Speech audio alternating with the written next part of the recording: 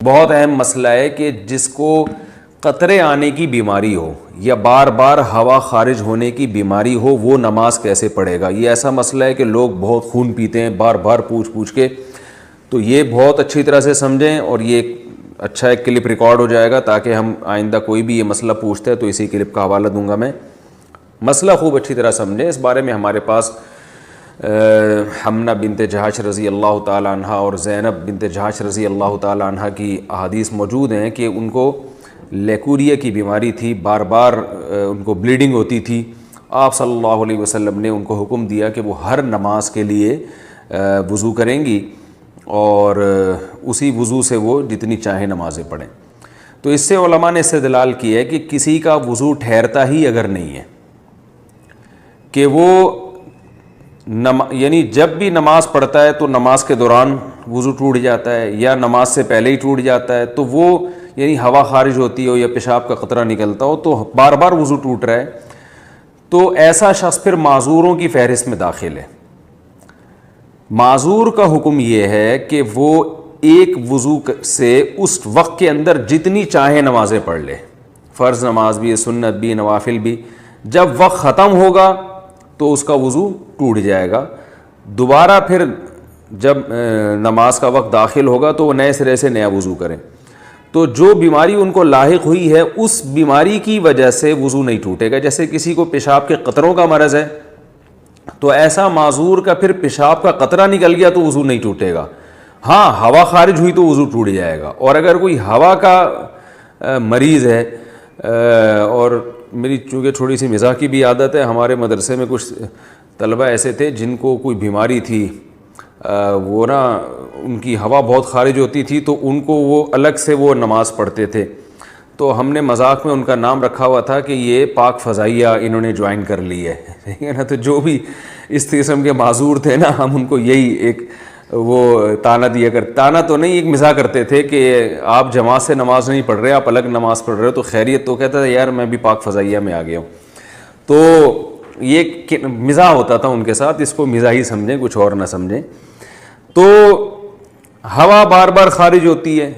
ایک تو پاک فضائیہ وہ ہے جو واقعی پاک فضائیہ ہے, جو ایئر فورس ہے ہماری, وہ تو ہمارے لیے قابل فخر ہے. یہ فضائیہ سے مراد وہ والی فضا نہیں ہے, یہ کوئی اور والی فضا مراد ہے اس سے. تو بار بار کسی کی ہوا اگر خارج ہو رہی ہے, بار بار پیشاب کا قطرہ خارج ہو رہا ہے اور نماز کے دوران بھی قطرہ خارج ہو جاتا ہے, تو پھر اس کے لیے حکم یہی ہے کہ وہ اسی وضو سے جتنی چاہے نمازیں پڑھے. جب نماز کا وقت ختم ہوگا, نیا وقت داخل ہوگا تو نئے وضو سے پھر وہ نئی نمازیں, وہ جتنی نمازیں چاہے پڑھیں گا. یعنی ایک وضو سے وہ اگلے وقت کی نمازیں نہیں پڑھ سکتا بس, لیکن کسی اور وجہ سے وضو ٹوٹا تو ٹوٹ جائے گا.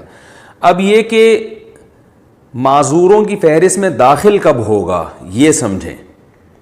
کسی بھی شخص پر کوئی ایک نماز کا پورا وقت ایسا آ جائے کہ جس پورے وقت میں کوشش کے باوجود وہ باوضو ہو کے نماز نہ پڑھ سکے,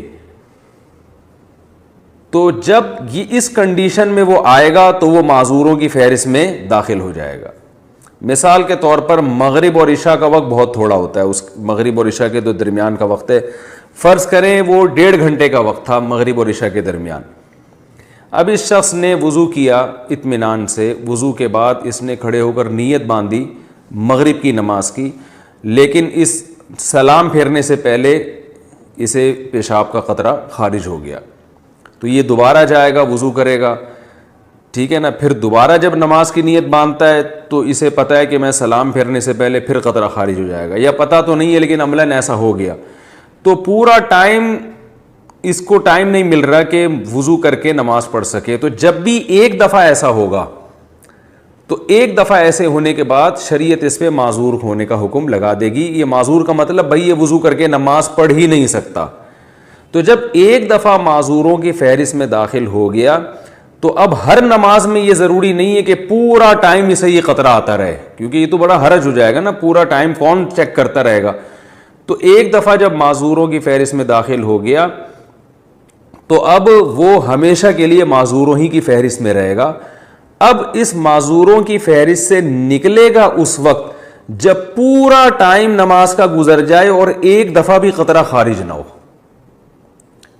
یعنی آپ یوں سمجھ لیں کہ مغرب سے عشاء کے دوران اس نے تجربہ کر کے دیکھا کہ بھئی میں پورا ٹائم گزرتا ہے نماز نہیں پڑھ پاتا میں، اور وہ قطرہ خارج ہو جاتا ہے، تو یہ نوٹ کر لے کہ بھئی میں معذوروں کی فہرست میں داخل ہو گیا۔ اب عشاء کی نماز کا جب وقت داخل ہوگا تو یہ ایک دفعہ وضو کرے، اب فجر تک اس کا وضو باقی رہے گا، کسی اور وجہ سے ٹوٹ گیا تو الگ بات ہے، سونے سے ٹوٹ گیا یا ہوا خارج ہو گئی تو الگ بات ہے، لیکن اس کو جو معذوری ہے نا قطرہ نکلنے کی، اس قطرہ نکلنے سے اس کا وضو نہیں ٹوٹے گا۔